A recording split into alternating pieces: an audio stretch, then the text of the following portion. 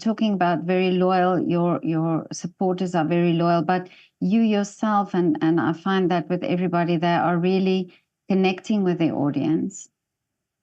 Well, it's such a small market, the Afrikaans market, that I think once something is taken hold, whether it be as a fan of music or whether it be as an artist producing that music, I think you kind of make it count, kind of thing, and I think that connection is great. And in South Africa, you're doing shows 3 times a week.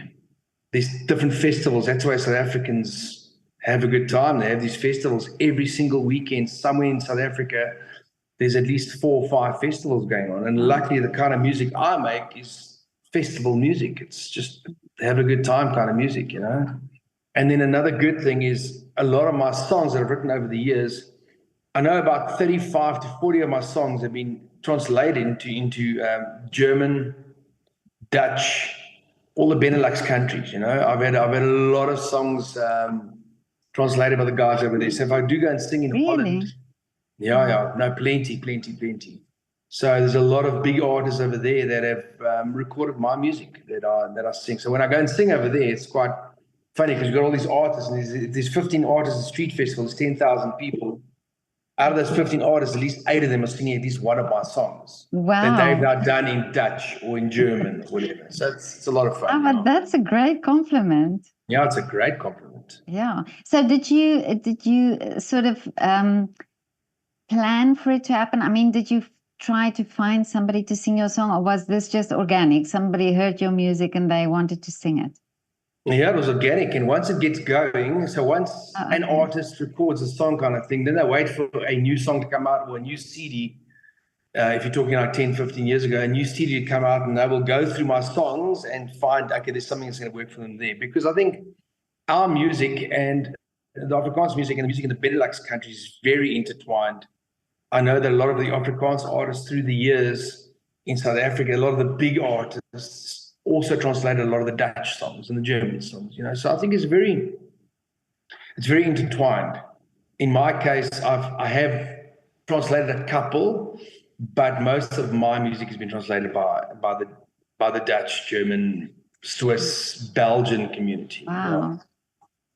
But that's that type of music also, that your music is really, it's very universal. I mean, it's got that lively sort of beat. So when you hear it, you want to move.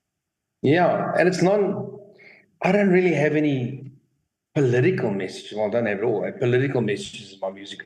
It's just music to, I write about all subjects. I think most of my songs end up being love songs kind of thing in fun kind of ways. So people identify them. Hemel op Tafelberg has been used on so many weddings. Kaptein has been used in stadiums all around the world. Whenever South Africa is playing cricket or rugby or anything, Kaptein blares out in speakers, and that's been great for me. So I never want to put myself in a box and say I only do this kind of music. I think I do the party stuff and I do some of the deep stuff as well. And what inspires a song? Because you seem to you say that you hear the melody or you have a melody in you, but what really inspires the lyrics then? Do you go on things that happen in your life? Yeah, well, maybe sometimes it's things that happen in my life. I don't get too personal in my songs, but I think a lot of it has got to do with I really pay attention to what's happening around me. I'm well read.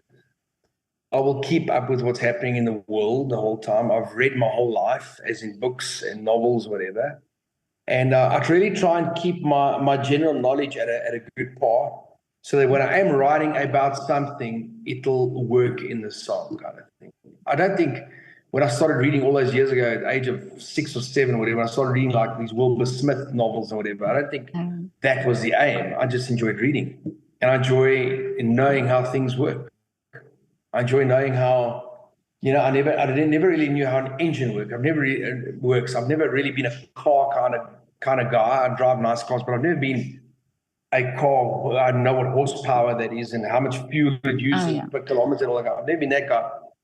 And then I went and trained as a helicopter pilot just to know how an engine works. So now our piston engine works and whatever. So I went and trained, and I did my I went and trained as a helicopter pilot just to challenge myself, And I think it's important wherever you go in the world to kind of know something about that country. I just came back from Australia, and it was nice with our touring group just also be able to say to people, that is why that is there, that is why that bridge is there, and that is why this transport system is there, and all that kind of stuff. So I like doing that. It's always been a hobby of mine. I like to be informed.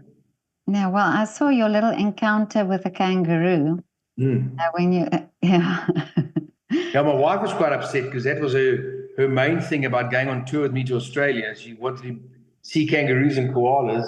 So anyway, we could really see them. It was in a koala park I think we were in Brisbane. And we actually flew in from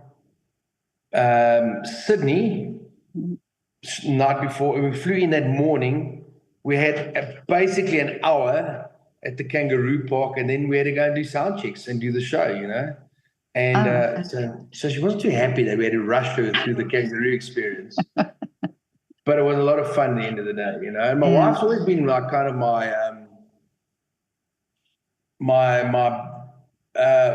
where I bounce things off her kind of thing. And then she's had this idea for a song for about 4 years called Bosses Make Course. And I always think, yes, I don't know if that's my kind of song. We've tried to write Bosses Make Course. And then about 2 months ago, we actually wrote it, her and I. Really? She's never written a song before, really. And her and I actually wrote this Bosses Make Course, and it's coming out in November. And it's a great song. The record company was like amazed. It's a great song. Wow. So it's good to have the input. Yeah. Yeah. And that's just another lesson, just your wife is always right. Correct. My wife is always right. You're 100% right. And she's listening over there on the other side.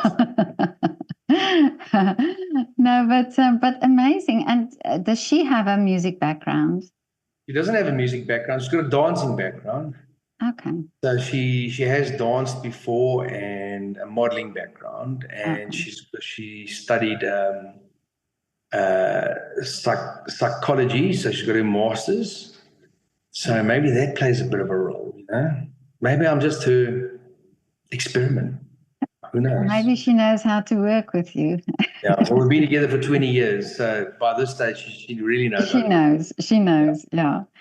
But what a great support also to have your wife, as sort of there for you. And because, I mean, it's a hard job to do. People think it's not. But, yesterday I spoke to a theater manager, and we were talking about the fact that people from the outside just see the fun part, but they don't see all the, like you say, the sound checks and the rehearsing and getting the band there and getting all the logistics, and that also is part of you. It's part of your work. And being away weekends, I've been doing this for so long. I've missed out on so many weddings and birthdays and everything, but it's just part of this life kind of thing, So they all accept it and they just support. And when I do get to spend time with them, we spend nice quality time. We go to the bush, wherever, and we just like spending time together, myself, her, and the kids. So it's actually great to have that little breakaway when you can, and they understand that I just need to also just get some air kind of thing, and then go back and I'm energized for my next session of wherever I'm on my way to.